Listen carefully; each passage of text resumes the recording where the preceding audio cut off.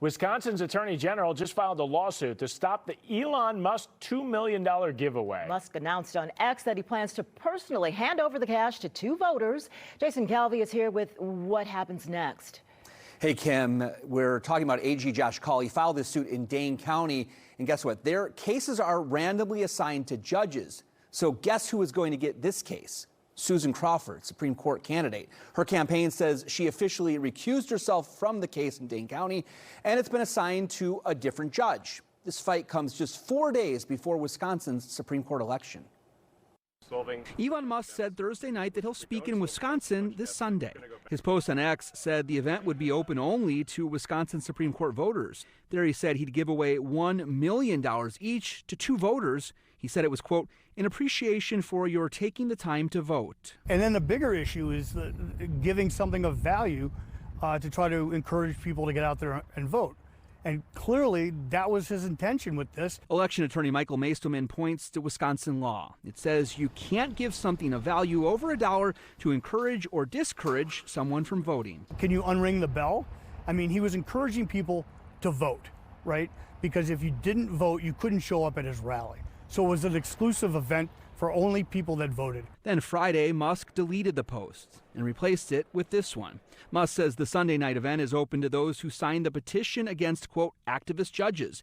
He says he'll hand out checks for $1 million to two people to be spokespeople for the petition. He already gave another $1 million to Scott Ainsworth of Green Bay, who signed the petition. Get out and vote early for Brad Schimmel. The Elon Musk founded America PAC is offering Wisconsin registered voters $100 for signing the petition.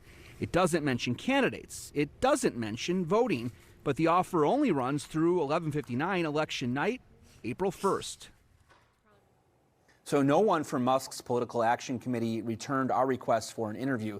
Two Musk-linked groups have spent more than $17 million on the Supreme Court race, while Democratic billionaires George Soros and Illinois Governor J.B. Pritzker have donated to the Democratic Party to help Crawford, $2 million from Soros and $1.5 million from Pritzker. Okay, we're talking about campaigns versus individuals, so right. that's the difference. But what have you heard from Republican lawyers about this whole situation? I tried to get some Republicans to talk on camera today. None were willing to go on camera or even return. Some of them didn't even return my calls or messages.